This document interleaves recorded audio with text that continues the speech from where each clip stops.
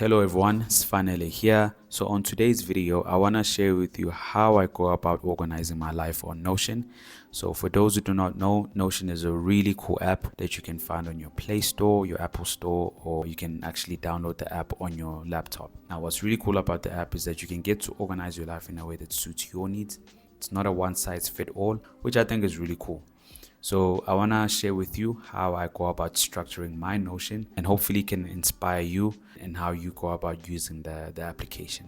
All right, so let's head over to my Notion workspace. So as you can see here, you are met with a page which reads SM Office. So SM Office, which is short for Sfanele Mteto Office. Now, this layout is heavily inspired by another YouTuber called August Bradley. I watched his videos a couple of years back and I copied his method of using Notion. All right, so as you can see here, I have sectioned my Notion into different sections. I have a focus section, I have a growth section, I also have an earnings section, as well as a life admin section. So this in itself also helps me to sort of like compartmentalize my life in a way that just makes sense, as opposed to just mixing everything together in a way that's going to be too overwhelming for me. I like to keep things very simple, and you'll probably see how simple this workspace is. Under focus, I have a habits tracker. So maybe let me just show you how my habits tracker looks like. So my habits tracker is segmented into three different views. I have a today view, I have a week view, and I have a monthly view. So this allows for me to sort of like move from a higher level to a lower level in the way in which I plan or execute my habits. And as you can see here, I am currently sitting on the today view. And on the today view, you can sort of like see that I have these habits here that I need to make sure that I knock out on a day-to-day basis. So the first one is a workout for at least an hour. So my workout can be walking 10,000 steps a day, or going to the gym, or doing cardio. So any of those three things that I would have done for about an hour, then I get to come here and I get to tick, all right, and to say this has been completed. The second one is meditation. So I need to at least meditate for 15 minutes a day. And once I'm done with that, I get to tick it. I also have a sleeping habit. I hope everyone obviously gets to sleep, but for me, I'm trying to prioritize my sleep, and the goal is to at least get 8 hours of sleep each night. Although that doesn't always happen, but my goal is to get at least 8 hours of sleep. So every morning I get to wake up and I come here and I input the number of hours that I've slept that night. So stretching is also one of the things that I'm trying to prioritize. So once I'm done stretching, I get to come here and I get to click and say this has been completed. And on a weekly view, I get to sort of like see how I'm tracking with all of my habits. And as you can see here down below, you can sort of like see that I've exercised 37% of the time this week. I've meditated 50% of the time this week. I have an average of 6.8 hours of sleep, which is kind of terrible. And then I have not stretched once this week.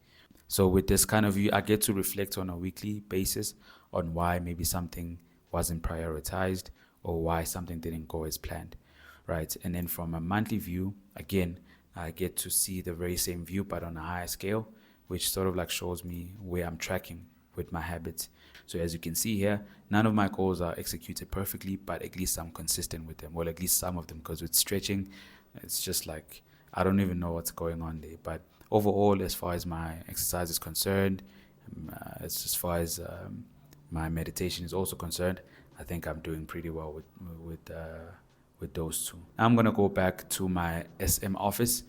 I also have a work page, so this has everything to do with work stuff, which tracks my to-do list and any projects that I'm currently working on or the things that I need to get done essentially. So, but I just write down anything or any reminders that I need to, keep at the back of my mind as far as work is concerned.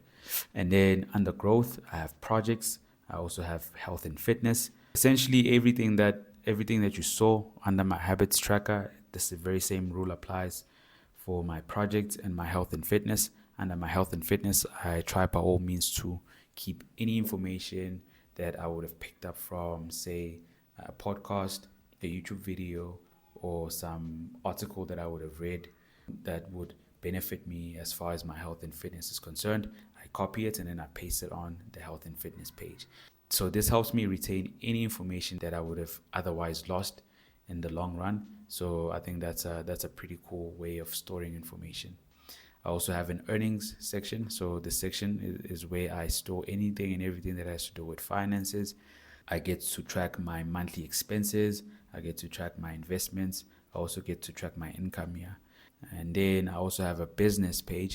So what's really cool is that with this page, I get to plan for my YouTube videos as well. So anything and everything that has to do with this channel. So from scripting, recording, writing, and editing and posting or publishing, my videos, I get to treat it as a business, and I keep it there.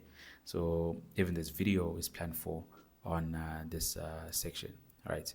And then I have a life admin section. So what's really cool about this section is that I get to store all my easy to lose documents. So you get those documents that you just forget about. Maybe they are sitting on your email, or they are sitting somewhere in your laptop and you can't even remember where you stored them. Now what's really cool is that with this section, I get to keep track of everything that has to do with my life. So be it my car admin, my medical aid, all the things that you can essentially think about, they are all in here. And the last one is relationship. So anything and everything that has to do with my relationship, the planning, the cool ideas, that you and your partner think about. You guys can sort of like work on that page together. Any relationship projects, such as maybe learning each other's languages, you guys can sort of like include that or work on that as a project under the relationships tab. So that pretty much summarizes everything that has to do with my Notion. It's not complicated, I think, as you have seen.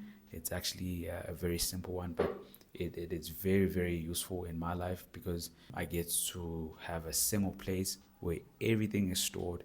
It's almost like a second brain in a way, because at the end of the day, I can't remember everything, but at least Notion can remember everything for me. So that pretty much summarizes everything that has to do with my Notion.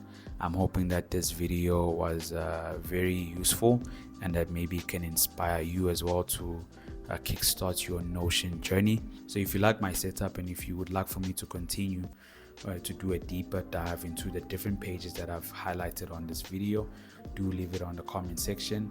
All right, so that's it for this video. I hope you did find it useful. Do leave a like and a comment, and subscribe for more videos.